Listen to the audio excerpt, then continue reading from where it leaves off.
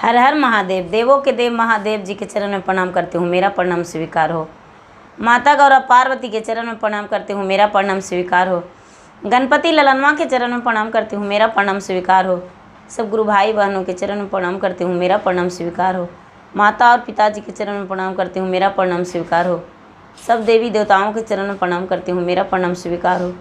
गुरु भाई बहन, मैं एक कथा सुनाने जा रही हूँ। इस कथा को पूरा सुनिए और रहस्य जानिए। आधी नहीं, आधी सुनने में शिव गुरु का अपमान होती है और पूरा सुनने में ज्ञान होती है। इसलिए कथा को पूरा सुनिए और रहस्य जानिए। हर हर महादेव, घर घर महादेव। गुरु भाई बहन, एक बूढ़ी माता थी। बूढ़ी माता के बहू बेटे सब परिवार थे। पोता पोती, नाती नतनी, बेटा बेटी, जे भी परिवार होते हैं सारा परिवार भरे थे। जो बूढ़ी माता थी, बूढ़ी माता बहुत बड़ी पुजारी थी। भगवान की भक्ति करती थी, भगवान की पूजा करती थी, प्रतिदिन मंदिर जाया करती थी। मंदिर जो है वो जाती थी, कोसों दूरी था, कोसों दूरी मंदिर पड़ता था, लेकिन वो प्रतिदिन पैदल ही जाती थी और भगवान की पूजा करती थी। लेकिन पूजा पाठ तो ज़रूर करती थी। वो बूढ़ी माता दान पुण्य कुछ नहीं करती थी। उसका सोच था कि हम दान क्यों करेंगे, दान करने से क्या फ़ायदा। हम मेहनत करते हैं, मेहनत करके हम पैसे लाते हैं, अनाज लाते हैं, तो दान क्यों करेंगे। नहीं, हम दान नहीं करेंगे। जहाँ तक के कि उसका ये कहना था कि भगवान भोलेनाथ, आपके ऊपर हम जल चढ़ाते हैं, हम भोग नहीं लगाएंगे, बेलपत्र तोड़कर चढ़ा देंगे, आप बेलपत्र खाइए। आप तो रूखे सूखे खाने वाले हैं, आप हरी पत्तियाँ खाने वाले हैं। वो बुढ़िया कहती है, भगवान जी हम आपके तो भोग लगाते हैं, फल भी लाते हैं, वो भी बेकार ही भोग लगाते हैं, क्योंकि फल तो आप खाते नहीं हैं। यहाँ पर गिरा भी देते हैं तो सड़ गल जाता है। अगर जो बाजार से भी हम पेड़ा, मिश्री, कोई इत्यादि ऐसा चीज़ ला के लगाते हैं भोग में, तो वो भी गिरा भी देते हैं, तो वो भी चुट्टी पिपरी खा जाती है। जो ले जाते हैं वो भी दूसरे को, बच्चों को भी देना पड़ता है, सबको हाथे हाथ बांटना पड़ता है। भगवान आपको हम जल चढ़ाते हैं, मन में तो बसा कर रखे हैं ना, मन में तो हृदय में बसा कर आपको रखे हैं। पूजा तो वही होता है जो हृदय में बसा कर सच्चे दिल से रखे। भगवान हम आपको सच्चे दिल से पूजा करते हैं। भगवान आप मेरे कृपा कीजिए मेरे पर, हम आपको सच्चे मन से पूजा करते हैं, विश्वास कीजिए। वो बेचारी ऐसा ही करती थी। लेकिन वो जो बुढ़िया थी वो 12 मास पीपल का जो पौधा होती है, पीपल सींचने जाती थी। पीपल में जल चाहे तो ठंडा हो या तो बरसात हो या तो गर्मी हो, कोई भी दिन वो 4 बजे उठकर स्नान ध्यान करके और जल सूर्य उगने से पहले पीपल में जल डाल दिया करती थी। और पीपल में जल डाल के और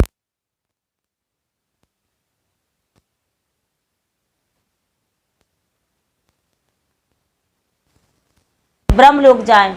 हे ब्रह्म भगवान, हे शंकर भगवान, जब भी मेरा मौत हो तो आपके साथ जाए, मेरा प्राण को ले जाने यमराज ना आए, हम आपके साथ जाएं। मेरा इच्छा यही है।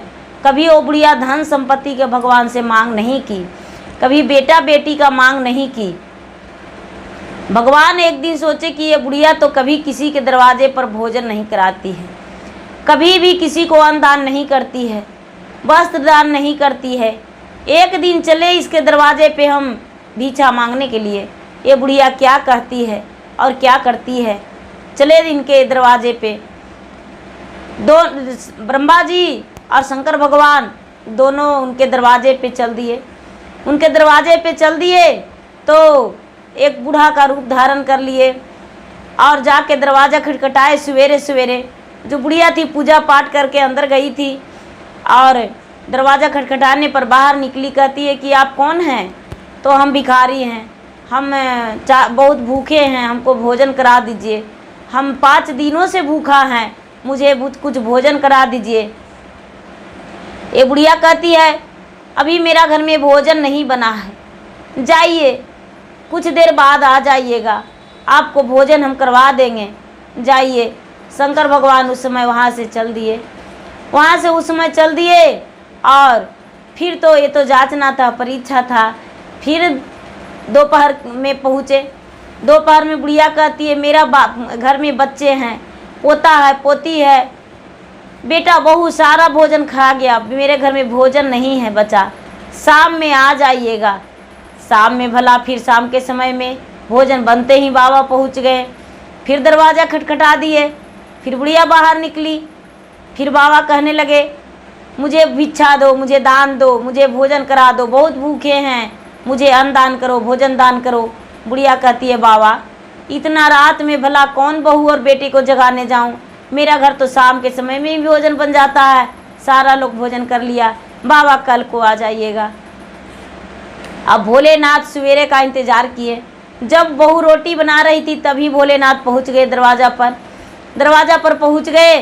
बुढ़िया फिर से बाहर निकली। दरवाज़ा खटखटाने पर बुढ़िया कहती है बाबा कल को आ जाइएगा। भोलेनाथ कहने लगे अरे माता कितनी दिन टहलाओगी, कल तो 7 दिन मुझे बीत चुका था, लेकिन आज 8वां दिन बिना भोजन का है, कुछ तो भोजन करा दो।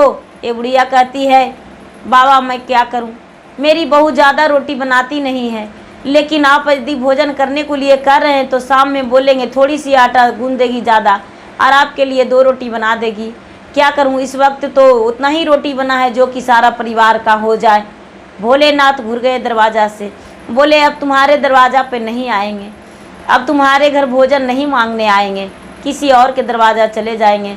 तीसरा दिन भी हो गया, लेकिन बूढ़ी माता उनका अन्नदान भोजन दान नहीं की। वो जो महात्मा बन के आए थे माया रूपी भगवान ब्रह्मा जी और शंकर जी दोनों लौटकर चले गए हंसते हंसते कि चलो कंजूस भी है लेकिन बुढ़िया जैसा कोई नहीं। कंजूस तो इतना है कि आश्रय देकर भी और अन्नदान नहीं करती है। वाह, बुढ़िया का कमाल ही इतना है। लेकिन इनके लिए मन में विश्वास है, आस्था है कि भगवान को हम पूजा करते हैं। 1 लोटा जल प्रतिदिन चढ़ाती है। धीरे धीरे धीरे धीरे उनका जो बेटे का बच्ची थी वो बड़ी हो गई। अब उसका बेटे थे वो कहने लगे माँ मेरा जो बेटी है इसका शादी करना है, इतना दहेज लग रहा है माँ। बुढ़िया कहती है बेटा इतना मेहनत से धन जमा किया है, छोड़ दो, रहने दो कुमारी, इसका शादी मत करो, घर के में कमाएगी और खाएगी रहेगी सुखी से, शादी मत करो बेटा। इसका जो बेटा था वो भी सोचता है नहीं ऐसे कैसे हो सकता है, बेटी को भला कुमारी कैसे रह सकते हैं, ऐसा नहीं हो सकता है। धीरे धीरे गुरु भाई बहन इसका जो उम्र था वो ढल गया बुढ़िया का। भगवान भोलेनाथ यमराज को कहते हैं उसका प्राण को वापस लाना है यहाँ, उसका तो आयु पूरा हो गया है। यमराज चले गए उसका जीवन लाने को लिए। जब बुढ़िया का भगवान बोले, शंकर भगवान बोले कि बुढ़िया का आयु पूरा हो गया है, यमराज जी का बोले कि जाइए उनका ले आइए, उनका आयु पूरा हो गया। यमराज उनके पृथ्वी से लेकर और चले गए यम लोग। तो बुढ़िया वहाँ गई तो डट कर कहती है कि अरे आप मुझे लेने गए थे, हम तो भगवान से प्रार्थना इसलिए करते थे कि मेरा यमलोक ना जाना पड़े, शिवलोक जाएंगे, ब्रह्मलोक जाएंगे, लेकिन आप मुझे क्यों लाने गए। वहाँ पर शंकर भगवान कहते हैं, ब्रह्मा जी कहते हैं कि अरे आपने तो मेरा पूजा तो सच्चे मन से किए थे, लेकिन कभी आपने दान पुण्य नहीं किए हैं, कोई ऐसा नहीं किए हैं, अब कभी चढ़ावे नहीं है, किसी को अन्नदान नहीं किए, किसी को भोजन नहीं दान किए। हम आपने किसी को कभी वैसा नहीं किया कि जो अच्छा हो, कभी ये भी नहीं सोचे आपके घर में कुमारी कन्या है उसका भी विवाह रोक दिए है, उसका भी विवाह दान के चलते धन के चलते नहीं करवाए हैं। आपने तो पूरे कंजूस थे, एक जोत तक भी आप किसी मंदिर में नहीं जलाई हो। ये बुढ़िया कहती है हाँ ये तो सत्य है, हम जोत क्यों जलाते, अगर जो घी जलाते तो उतना घी मेरा बच्चन खा जाता तो उसका जी भर जाता, लेकिन अगर जो दिए में भर के मंदिर में ले जाकर जलाते तो वो तो जल जाता, उससे क्या होना जानी था, इसलिए हम नहीं जलाते थे। भगवान को भोग इसलिए नहीं लगाते थे कि भगवान खाते ही नहीं थे, तो हम कैसे भगवान को भोग लगाते। भगवान तो कभी ये नहीं सोचे थे कि हाँ ये भोग को मुझे खाना है, भगवान तो खैबे नहीं करते थे, तो हम सोचे कि भगवान को क्यों खिलाएं, भगवान खैबे नहीं करते हैं। तो हरी हरी फल भी ले जाते थे तो सड़ गल जाता था भगवान के भोग रखाऊ का, चुट्टी पिपरी लग के और खा जाता था, लेकिन भगवान नहीं खाते थे, इसलिए हम भोग नहीं लगाते थे। आप मुझे क्यों लेने नहीं आए? अब भगवान से झगड़ा करने लगी बुढ़िया, भगवान से पूरा झगड़ा की। भगवान कहने लगे ठीक है, तुम्हें हम वक्त देते हैं, हम तुम्हें लाने जाएंगे, हम तुम्हें वक्त देते हैं, जाओ, हमें जाओ इस पृथ्वी पर फिर से तू जाओ, तेरा जो जीवन है वो फिर से हम जीवन दान करते हैं और तुम्हारा शरीर में समा जाएगा, और समा जाने के बाद तूने दान करना और पूजा पाठ ऐसा करना कि जो कि भगवान का भोग लगाना, जोत जलाना और धूप दीप नैवेद्य सब कुछ करना, और कन्याकुमारी जो तुम्हारे घर में बैठी है उसका विवाह कराना, स्वयं तुझे लेने आएंगे। वो बुढ़िया जो थी वो बोली भगवान के नमस्कार करके, भगवान मुझे जितना जल्द हो सके उतना जल्द मुझे भेज दीजिए, क्योंकि सच है कि हमने कोई दान पुण्य नहीं किए हैं। भगवान कहने लगे हम तुम्हारे दरवाजे पे एक साधु का रूप धर के तीसरा दिन भोजन के लिए लौटे, लेकिन तू कभी एक रोटी दान नहीं की, इसीलिए तुम्हें एक कष्ट भोगना पड़ रहा है और तुम्हें पूरा स्वर्ग नहीं मिलेगा, आधा दिन स्वर्ग आधा दिन नरक मिलेगा। बुढ़िया वापस जाने के लिए राजी हो गई, भगवान भोलेनाथ उसको जीवन लौटा दिए। अब बुढ़िया जो थी अर्थी पर सोई हुई थी पृथ्वी पर, और सारा लोग कह रहे थे कि उसका माँ मर गई, उसका माँ मर गई, लेकिन बुढ़िया जो थी वो तो उठ के बैठ गई। जब सारा लोग उसको अर्थी को उठाए तो बुढ़िया उठकर बैठ गई।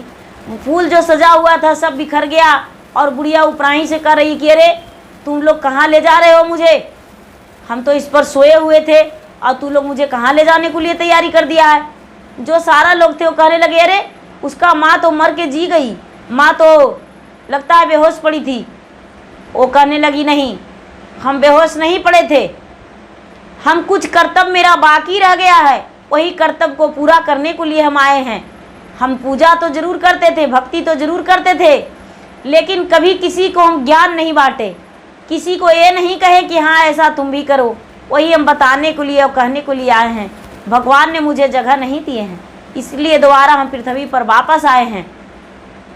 जब ऐसा सब कोई सुने तो बोले कि अच्छा ठीक है। अब ये जो बुढ़िया थी उस दिन से जो भी अन्न रहता, भोजन करते समय सबसे पहले थोड़ी सी भोजन अपना गाय को देती, थोड़ी कुत्ता को खिला देती, घर में पोता पोती उसको भी खिला देती बैठ के प्यार से।